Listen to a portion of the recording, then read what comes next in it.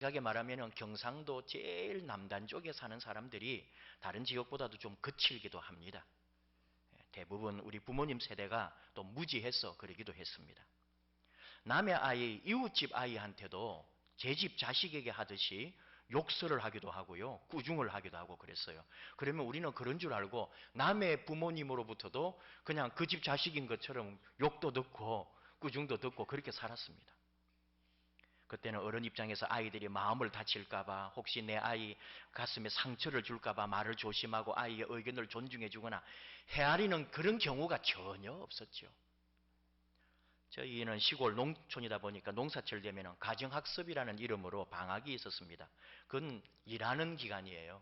한 2, 3일 했던 기억이 있는데 모 심는 철이라든지 보리 타작이거나 벼 수확할 그때쯤에 꼭 가정학습이 있습니다. 그 논에 나가서 일을 하는 거죠. 저도 어릴 때부터 논에 나가서 일을 좀 했습니다. 집에서는 또 소죽이라고 하죠. 불을 떼서 소죽을 끓여가지고 소 먹이고 일 나가신 엄마 아빠 대신에 저녁 준비, 청소 이런 걸 다 해놓았습니다. 초등학교 시절부터 그랬습니다. 좀 어두컴컴해졌을 때 덜해서 일을 할 수가 없는 그 시간 되면은 지친 모습으로 부모님이 들어오시죠. 대충 씻고는 그 10살, 열 몇 살짜리가 차려놓은 저녁밥을 부모님이 드시고 가족이 같이 밥을 먹고 그랬어요. 중학생이 되었을 때는 소 외양간에 거름도 제가 다 쳤습니다. 그리고는 금불 새로 다 깔아놓고 그 집안 청소 다 하고 밥도 차려놓고 그렇게 중학교 때부터 그랬으니까 참 잘했지요. 그런데 부모님이 칭찬을 하지 않았습니다. 왜냐하면 너무나 당연하다고 생각했습니다. 남의 집 아이들, 다른 집의 아이들도 누구나 다 그렇게 한다고 생각했던 거죠. 어릴 때부터 농사가 참 힘들다는 것을 몸으로 체험하며 자랐어요. 여러 기억 가운데 제일 힘들었던 것은 농약 칠 때 줄을 잡아주는 거예요. 팔이 끊어져 나가는 것 같습니다. 그 이삭에 줄이 닿으면 안 되기 때문에 그 줄을 그 중학교 열 몇 살짜리 이럴 때 들고 있을 때 얼마나 무거운지 모릅니다. 그리고 그 한 번 하는 게 아니고 한 번 시작하면은 15마지기 되는 논을 다 하면 한 2, 3일 걸리죠. 그러면은 그 2, 3일 동안 가정학습 기간에 농약 치느라고 온 손에 농약 냄새가 배어가지고 한 일주일을 가죠. 옷에도 농약 냄새, 머릿속에도 완전히 막 농약으로 가득 차 있는 것 같아요. 또 한 기억이 나는 것은 중학교 2학년 때로 기억을 하는데 보리를 베다가 그때가 6월 초순이겠죠. 더위를 먹어가지고 진땀이 나고 도저히 보리를 더 벨 수가 없는 거예요. 그래서 집에 들어가서 좀 쉬었어요. 그러니까 어머니 혼자 두고 또 일하는 다른 아주머니 혼자 두고 저도 마음은 편하지 않았어요. 어머니도 얼마나 힘들었겠어요.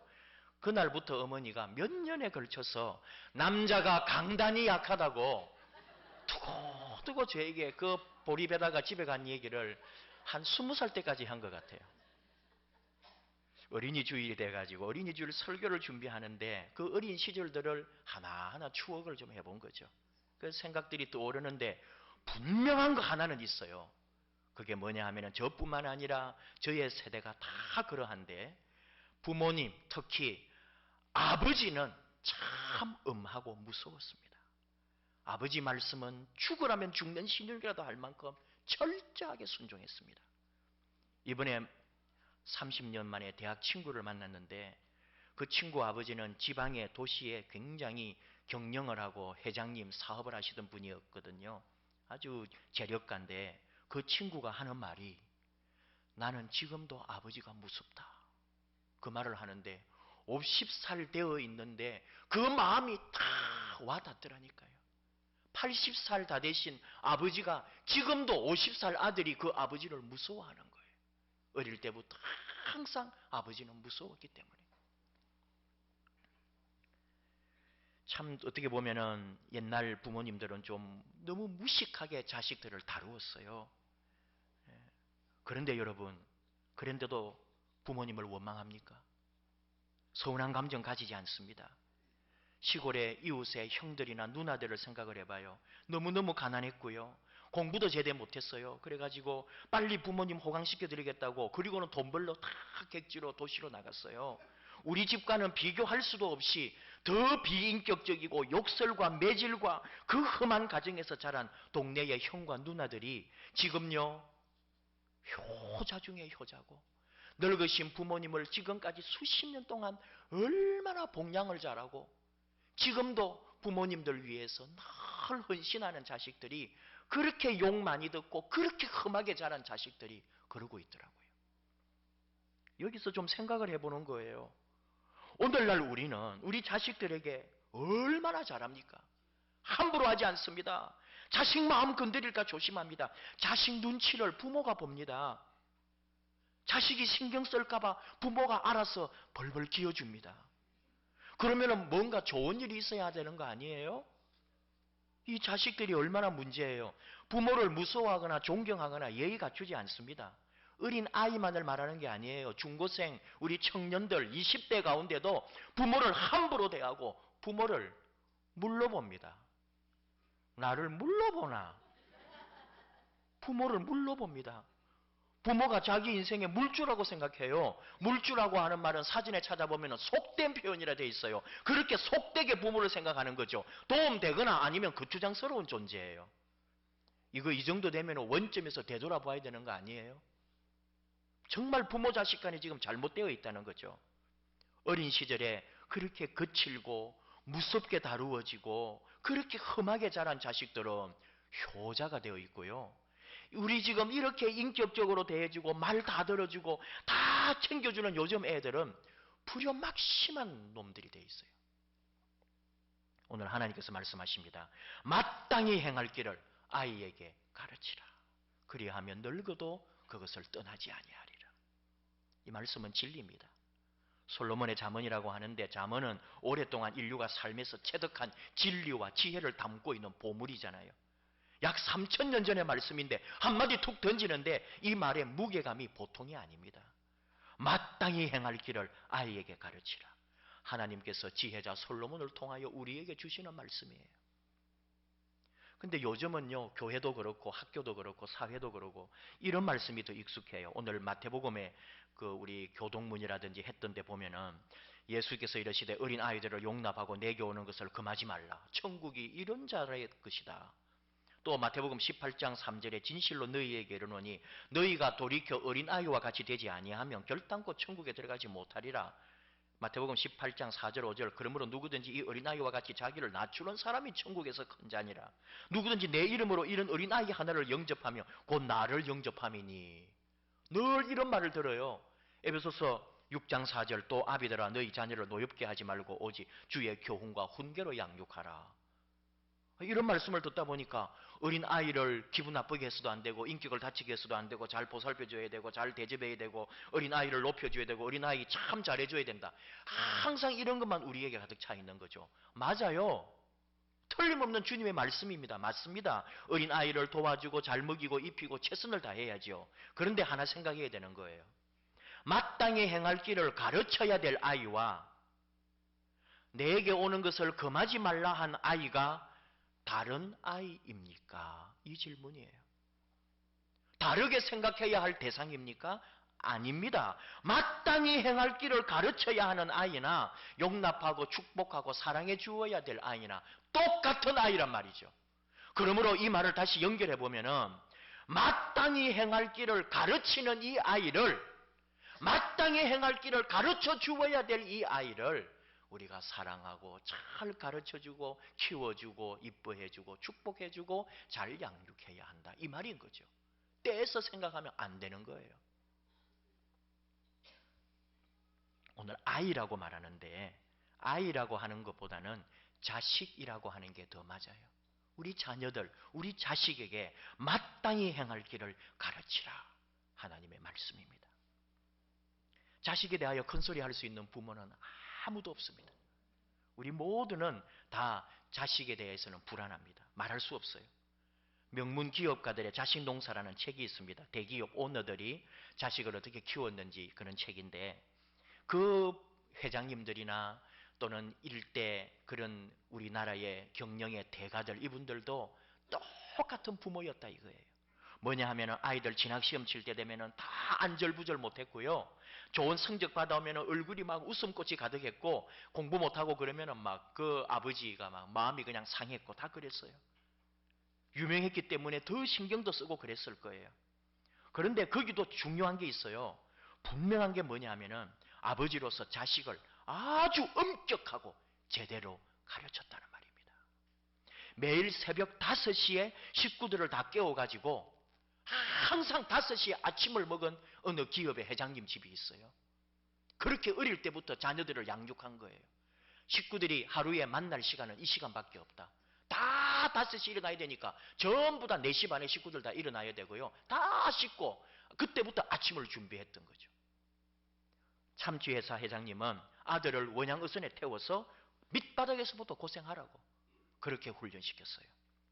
또 어떤 아버지는 아직까지 아들이 경영 수업을 다 받은 것도 아닌데 너 스스로 한번 해봐라 그래가지고 바로 던져 넣어버리는 거예요. 그래서 그 속에서 그걸 한번 버텨내고 이겨내고 싸워보라고. 나름대로 그들 나름대로 물론 오늘의 기업가들이 다 잘했다고 말할 수는 없지만 그들 나름대로 그래도 마땅히 행할 길을 자식들에게 가르쳤기 때문에 2대 3대 그 기업을 아직도 유지하고 있는 거죠. 여러분, 우리 자식들에게 오늘날 시대가 변했다고 오늘날 아이들은 다르다고 포기하면 안 돼요. 왜 그러냐 하면은 설문조사해 놓은 결과가 있어요. 뭐냐 하면은 청소년의 59%, 60%라고 해요. 자기의 자화상이 누구냐? 부모님이라는 거예요. 얘들이 아직도 부모님에게 기대를 걸고 있단 말입니다. 또 있어요. 88% 중고등학생들이 부모와 원만한 대화가 이루어지며 공부에 전념할 용의가 있다고 답을 했습니다. 자녀 교육이 가능하다는 거예요. 아직도 부모의 영향은 자녀에게 먹혀들 수 있다는 거예요. 우리 기억해야 합니다. 뭐 그냥 잘 자라는 자식이 있어요. 그런 집 얼마나 부러워요. 그러나 그런 가정은 정말 예외입니다. 그건 구별된 몇 %밖에 없는 거예요. 우리 대다수는 늘 부모님과 부딪히고 싸우고 다투고 나누어질 때도 있고 반발하고 잔소리하고 그래서 이런저런 갈등 속에 살아가는 게 우리 모든 가정들 대부분의 가정은 그래요. 우리 그거 다 인정하지 않습니까? 그런 자리에서 우리가 어떻게 해야 되느냐는 거죠. 이런 비유가 있잖아요. 아이들은 정원과도 같다. 가지런히 정리되어 있는 정원들, 수목원, 공원 생각해 보십시오. 우리 동네에도 나무가 있는 잔디밭이 있는 집이 몇 집이 있는데 참 지나갈 때마다 참 정리 잘했다. 부러울 때가 있어요. 그런데 그 집을 그렇게 예쁘게 그 수목들을 관리하는 게 얼마나 어려운지는 그 사람들밖에 몰라요. 우리 여러분 화분 하나도 제대로 관리 안 해봐요. 엉망되고요. 잔디밭이 있고 정원이 있는 집 한 달만 두면은 뭐가 나와요? 뱀이 나와요. 못 봅니다. 징그러워서 다 더러워서. 얼마나 가꾸는데요. 아이가 그렇다는 거죠. 네 마음대로 한번 해봐라. 한 달간 네 마음대로 한번 살아봐. 게임도 네 마음대로 하고 컴퓨터 네 마음대로 하고 스마트폰 24시간 가지고 놀고 네 마음대로 해봐라. 그러면 좋을 것 같지만 그렇게 두면 그 아이 속에 뱀이 만들어지는 거예요. 두면 안 되는 거예요. 황무지가 되는 거죠. 그래서 정원사 부모님을 맡겨주신 거죠. 또 다른 면에서 보면 아이들은 아무런 그림도 그려져 있지 않은 백지와 같은 존재고 부모님이 하는 그대로 보고 자라고 부모가 해주는 그대로 생각하기 때문에 그 백지에 나타난 것은 바로 부모의 모습이다. 그러기에 우리 부모는 지금도 자녀 양육에 대하여 자녀 교육에 대하여 사명을 가져야 되고 책임감을 가져야 되고 지금도 자녀 교육은 반드시 필요하다는 것을 인식해야 한다는 말입니다. 지금부터 해야 합니다. 부모의 책임은 막중합니다. 지금 후회하는 부모도 있지 않겠어요? 내가 그렇게 키웠기 때문에 그러니까 지금부터 또 시작해야 되는 거죠. 그 마음을 바꾸고 그 삶을 바꾸어주기 위한 부모의 노력은 70이 되고 80이 되어도 계속되어야 한다. 그 말입니다. 어떻게 하는가의 문제죠. 부모가 다시 살아야 되는 거죠. 사도 바울의 고백처럼 내가 원하는 바 선언하지 아니하고 도리어 원치 아니하는 바 악을 행하는도다. 사람은 그래요. 누구나 애들이나 어른이나 다 쾌락이 좋고 욕망이 좋고 세상에 좋은 게 좋고 편안한 게 좋은 거죠. 누구든지 그렇게 살고 싶은 거죠. 그런데 부모가 되면 그러면 안 되는 거예요. 부모는 그때부터 달라져야 되는 거예요. 뭐가요? 사명을 받은 사람이 됩니다. 자식이 나오는 이상 내게 양육할 대상이 있는 한 나는 그때부터 사명자가 되는 거죠. 내 맘대로 사는 게 아니에요. 사명으로 사는 거예요. 자녀를 양육해야 되기 때문에 그 자녀의 본이 되어야 되는 사명, 양육의 사명을 가지고 살게 됐단 말입니다. 마땅히 행할 길을 아이에게 가르치라. 그리하면 늙어도 그것을 떠나지 아니하리라. 자식을 제대로 된 사람으로 키우는 것, 사람답게 만드는 것, 이게 이제 부모에게 주어진 미션, 사명이란 말입니다. 마땅히 행할 길을 아이에게 가르쳐라. 마땅히 행할 길이 영어 성경에서요, The way we should go 이렇게 했어요. 그가 반드시 가야 하는 길, 내 자식이 반드시 가야만 하는 그 길, 그 길을 가르쳐 주라는 거예요. 부모가. 근데 어떻게 가르쳐요?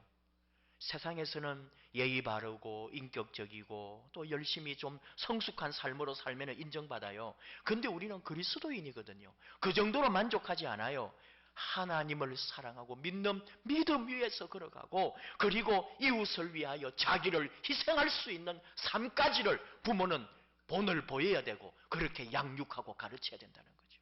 그리스도인은 그렇습니다. 신앙 안에 서서 살아가는 삶인 거죠. 세상의 성숙만이 아니라 믿음 안에서 성숙한 믿음의 삶으로 살아가는 그 자식으로까지 우리는 키워내야 하는 거죠. First in, last out 이라는 말이 있습니다. 책 이름이기도 하죠. 가장 먼저 들어가고 가장 뒤에 나와라. 2005년 뉴욕 소방관 존 살크가 뉴욕 소방서로부터 배우는 리더십이라는 책을 쓸 때 책 제목이기도 해요. 근데 이 책을 읽은 사람들이 그대로 살았던 사람이 있습니다. 2009년 1월 뉴욕 상공에서 엔진이 고장난 비행기를 과감하게 허드슨강에 착륙을 시키면서 승객과 승무원 155명을 구해낸 체슬리 셀렌버그 기장. 이 사람은 자기 목숨을 걸고 모든 사람을 다 구해내고 비행기 안에 또 사람이 남아있는지 없는지 2번이나 더 들어가서 확인하고 또 확인했던 사람이에요. First in, last out. 제일 먼저 들어가서 제일 나중에 나오는 사람. 1965년 베트남 전쟁에 참전한 무어 중령이 훈련을 마치고 베트남전에 떠나기 전에 그 부대원들과 가족들을 다 모아놓은 그날 저녁에 유명한 연설을 했지요. 이제 우리는 거칠고 결연한 적들에 맞서서 전장에 들어갑니다. 그대들을 모두 살아서 돌아오게 하겠다는 약속은 할 수 없습니다. 그러나 여러분과 전지전능하신 하나님 앞에 이것만은 맹세합니다. 전투에 투입되면 내가 가장 먼저 전쟁터에 발을 내디딜 것이고 전쟁터에서 가장 뒤에 나올 것입니다. 단 한 명도 내 뒤에는 남겨두지 않겠습니다. 죽어서든 살아서든 우리는 모두 함께 고향에 돌아올 것입니다. 오직 하나님의 도우심을 기도할 뿐입니다.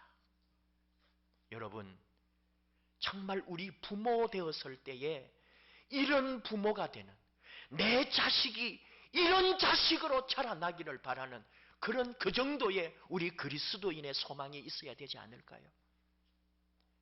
자녀뿐만 아니라 내가 그런 삶으로 먼저 살아가는 그런 삶, 그런 부모. 근데 우리는 그렇게 살지 못했습니다. 작년 세월호 그 빠져들어가는 뱃속에 그 수많은 승객과 아이들을 남겨놓고 선장과 승무원이 먼저 빠져나와 버린 거잖아요. 우리 시대가, 우리 부모가 그렇게 살아왔다니까요. 내 자식, 내 가족, 나만 먹고 살겠다고 움켜쥐고 욕심부리고 베풀고 나누고 섬기고 나를 희생하는 일에는 얼마나 인색하게 살아왔는지 내 자녀들이 그대로 보고 지금 그렇게 하고 있는 거죠.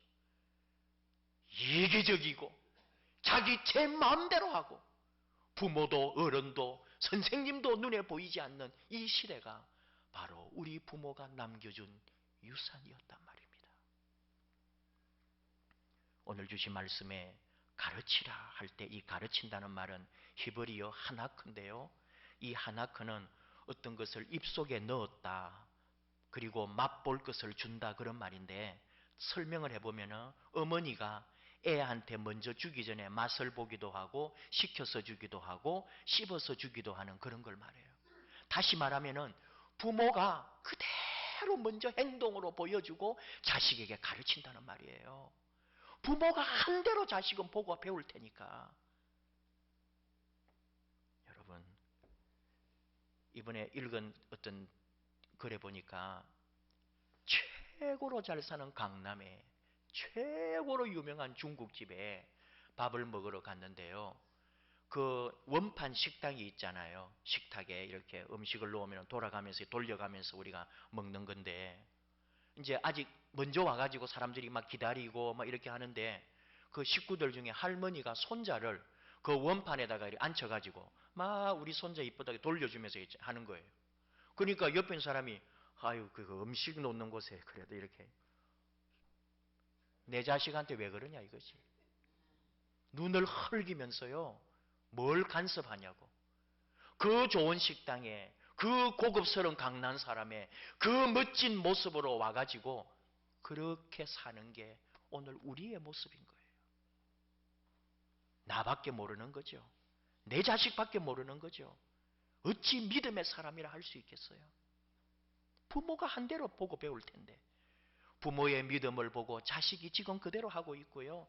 부모의 양심을 보고 자식이 그대로 양심을 가지고 있고, 부모의 사랑만큼 자식도 그 사랑의 깊이가 그만큼이라고요. 결국은 내 아이를, 우리 자녀들을 사람답게, 하나님의 자녀답게 만드는 것은 오직 부모의 몫이라는 것, 우리가 다시 한번 기억해야 합니다. 마땅히 행할 길을 아이에게 가르치라. 그리하면 늙어도 그것을 떠나지 아니하리라. 우리 이런 자녀 한번 만들어 봅시다. 우리의 자녀들이, 우리의 후손들이 좀 그렇게 멋지게 살아가도록. 다시 한번 말합니다. First in, last out. 힘들고 험한 일 할 때 내가 좀 앞장설 줄 알고 나를 좀 더 먼저 희생할 줄 아는 부모의 모습, 그거 보여주면 안 되나요? 제일 힘들고 어려운 일 할 때 끝까지 남아서 내가 다 감당하리라, 그런 부모의 아름다운 헌신자의 모습을 보여줄 수 없나요? 내 자녀들이 그대로 보고 자랄 텐데. 저는 우리 교회도 생각합니다. 우리 교회가 이 지역에서 그렇게 험한 일에 앞장설 줄 알고 가장 고통스럽고 힘들 때 끝까지 남아서 그 사역을 감당하는 빛과 소금된 교회를 꿈꾸는 거죠. 교회가 그러하고, 먼저 믿은 우리 선배들이 그렇고, 자라나는 우리 다음 세대가 그렇게 아름답게 믿음의 선한 영향력을 받는 교회. 여러분, 우리가 변할 때, 우리가 감당할 때, 우리가 할 수 있다고 나아갈 때 할 수 있습니다. 이제는 말할 수 있다는 거죠. 우리가 해야 된다는 거죠.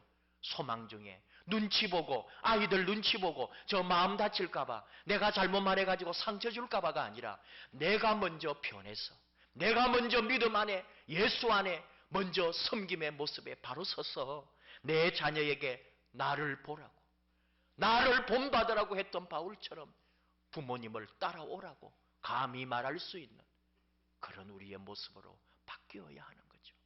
그 소망을 품어야 합니다. 그 꿈을 꾸어야 합니다. 하나님의 도우심을 구해야 합니다. 성령님이 우리 안에 들어와서 우리를 그렇게 만들어 가도록, 당당하게 따라오라고 말할 수 있도록, 우리 그런 교회, 그런 성도, 그런 가정, 그런 부모가 되어 가십시다. 우리 찬양할까요? 함께 기도하면서 찬양하기를 원하는데, 성령님 오셔서 우리를 좀 흔들어 주십시오. 우리 교회를, 이 땅을 좀 변화시켜 주십시오. 거짓과 탐욕과 죄악에 무너진 이 세상을 좀 새롭게 해 주십시오. 우리 오소서 진리의 성령님, 바로 나의 찬송으로 내가 깨어지고 부수어지도록 성령님 나를 새롭게 해 주십시오. 온전한 부모 되게 해 주십시오. 우리 찬양합시다. 오소서 진리의 성령님, 이 땅 흔들며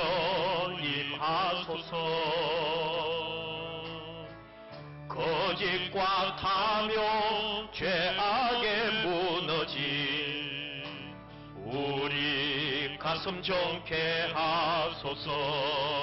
오소서 은혜의 성령님, 오소서 은혜의 성령님,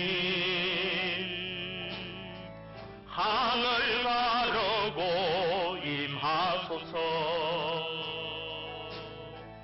거룩한 불꽃 하늘로서 임하사 타오르게 하소서. 주 영광 위에 부흥의 불길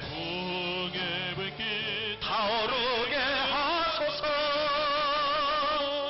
진리의 말씀 이 땅 새롭게 하소서. 은혜의 강물 흐르게 하소서. 성령의 바람 이 땅 가득 불어와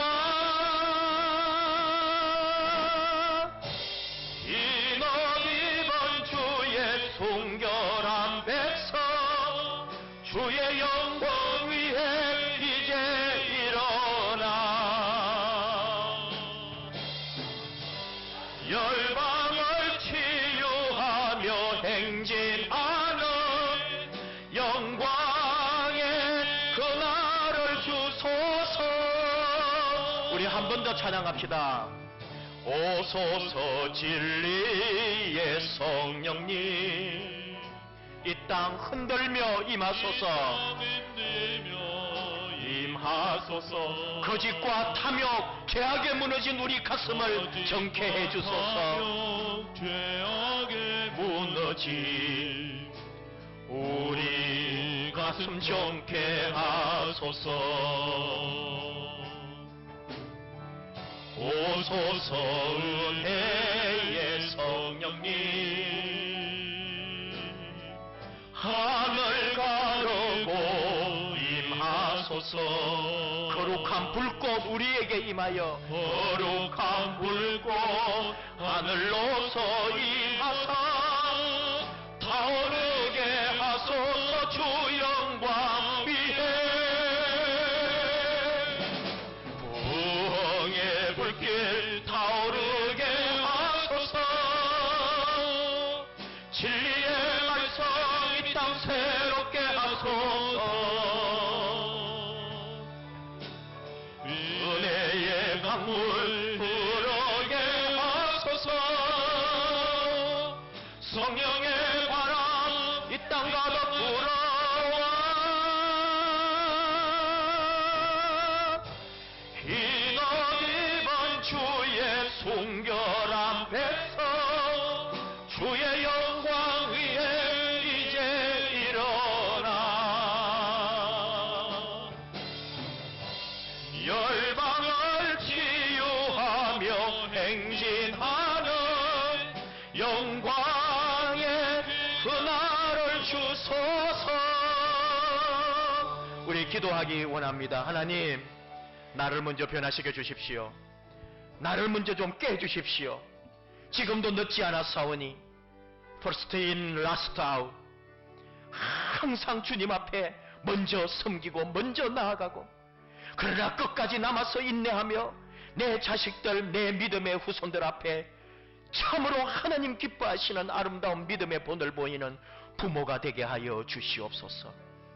내가 아버지 앞에 변화되고 내가 아버지 앞에 다시 새롭게 되어 내 자녀들에게, 다음 세대에게 같이 가자고, 같이 믿음으로 나아가자고, 같이 이 세상을 변화시키자고, 그렇게 고백하며 이끌어갈 수 있는 우리 부모 세대가 되게 하여 주시옵소서.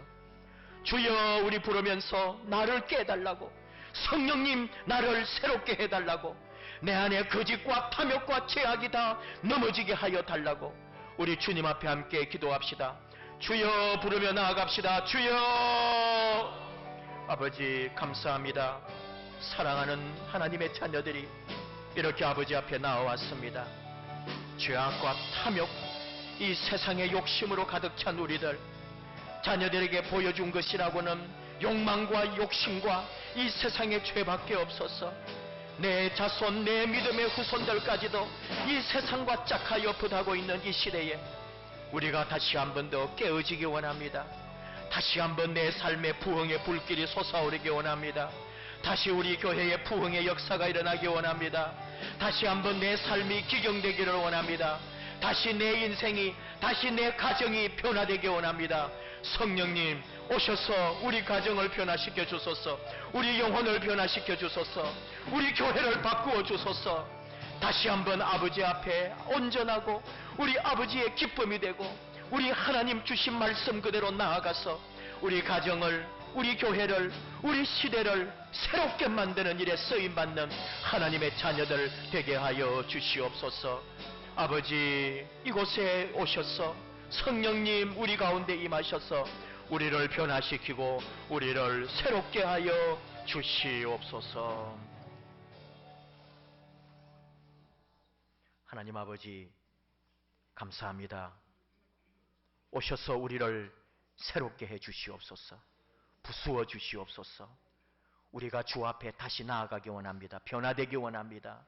부모된 우리가 먼저 깨어지기 원합니다.